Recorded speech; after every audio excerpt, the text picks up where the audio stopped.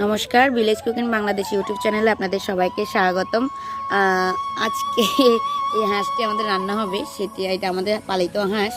তো আমাদের একটাই হাঁস, আগের একটা ছিল, ওটা কোনো কারণে মারা গিয়েছে। এখন আমরা এটাকে খাবো। এটা প্রায় অনেক পুরাতন হয়ে গেছে, এগুলো এখন ডিমও দেয় না, তো ওই জন্যে এখন এটা আজকে আমাদের রান্না হবে, আমাদের পালিত হাঁস।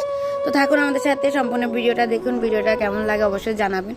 আমরা প্রায় অনেক দিন পরে আমাদের আবার ভিডিও চালু করছি, তো আশা করি সবার ভালো লাগবে। তো চলুন আমরা সম্পূর্ণ রেসিপিটাও দেখি আর আপনাদের সাথেও গল্প করি। আজকে কিন্তু আমাদের তৈরি হবে কিন্তু চাল কুমড়া দিয়ে হাঁসের মাংস। এটা খুবই প্রসিদ্ধ, অনেকেই এই রেসিপিটা দেখেছেন বা অনেকেই এটা করে খেয়েছেন। আসলে আমার কখনো টেস্ট করা হয় নাই, আমি পেঁপে দিয়ে বা মূলো দিয়ে টেস্ট করা হয়েছে, তবে চাল কুমড়ো দিয়ে কখনো আমি হাঁসের মাংস টেস্ট করি নাই। তো আজকে আমাদের কিন্তু চাল কুমড়ো দিয়ে হাঁসের মাংস রান্না হবে, তো সম্পূর্ণ রেসিপি আপনাদের সাথে শেয়ার করব। ও, এটা তো আমাদের নিজের গাছের, যাই হোক মা আমাকে শোনাই দিচ্ছে। আমি নিজের গাছেরই, আমি আপনাদেরকে ভিডিওটা দিচ্ছি, নিজের গাছেরই, আমাদের নিজের গাছের চাল কুমড়ো। আমি আমাদের গাছটা কিন্তু এর আগে আপনাদের সাথে শেয়ার করছি, তারপর আমি আবার শেয়ার করব আমাদের গাছের নিজের গাছের চাল কুমড়ো। যাই হোক, এই হচ্ছে চাল কুমড়ো। বৃষ্টির কারণে একটু দাগ লেগে গেছে, তো যাই হোক মা কেটে কুটে সব কিছু অ্যারেঞ্জ করুক, আমরাও পাশে থাকি, দেখি রান্না বান্না সম্পূর্ণ। হাঁসটাকে ভালো করে পরিষ্কার করে পরিচ্ছন্ন করে এখন এটাকে কাটা হচ্ছে, ভালো করে সুন্দর করে টুকরো করে নেবে। এরপরে আমরা সম্পূর্ণ রান্নার রেসিপিতে চলে যাব। এই যে দেখুন, ভালো করে কাটা বাছা চলতেছে।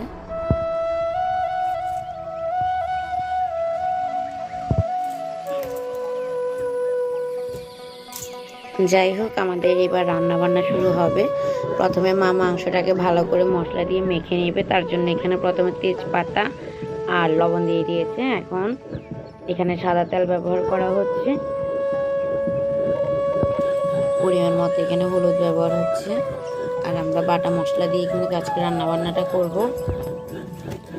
এবার দিচ্ছে জিরের গুঁড়ো, আপনি চাইলে এখানে গোটা জিরে বাটা ব্যবহার করতে পারেন। আমরা এখানে কিছুটা গোটা রসুন ব্যবহার করব, সাথে আদা বাটা পরিমাণ মতো।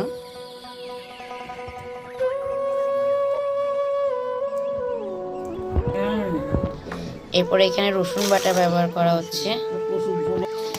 এরপরে এখানে আমরা মরিচ বাটা ব্যবহার করতেছি, শুকনা মরিচ বাটা, ও সাথে কিন্তু গোলমরিচ আর একটু লংও আছে। এটাকে ভালো করে বেটে নিয়েছি। এরপরে এখন ভালো করে মাংসটাকে মা মেখে নিবে, যেন মাংসের গায়ে ভালো করে মশলা লেগে যায়। এখানে তেল গরম হয়েছে, এবার মাংসটা মা দিয়ে দিবে। সম্পূর্ণ মাংসটা গরম তেলে ছেড়ে দিচ্ছে। মাংস ব্যবহার করার জন্য এখানে গরম জল, হাঁসের মাংসে গরম জল ব্যবহার করার চেষ্টা করবেন।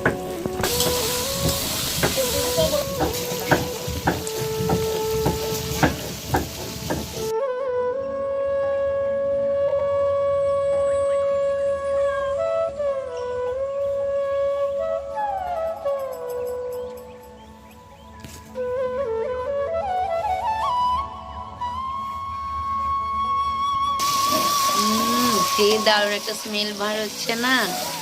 মাংস যত কষাবে তত খেতে বেশি মজা, আর হাঁসের মাংসের তো কোনো কথাই নেই।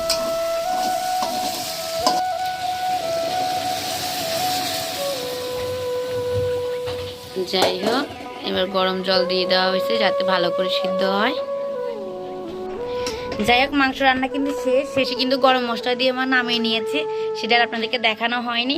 চলুন এবার আমরা খাওয়া দাওয়া করি। দেখুন কালারটা কত সুন্দর এসেছে, কালারটা কত দারুণ এসেছে, কালারটা কত সুন্দর এসেছে, দেখেছেন? হাঁসের মাংস এমন না হলে কিন্তু খেতে মজা নেই, একটু বেশি পরিমাণে ঝোল রাখবেন, একটু মাখো মাখো রাখবেন, খেতে ভালো লাগবে। যাই হোক, এটা হচ্ছে হাঁসের মাংসের থালি।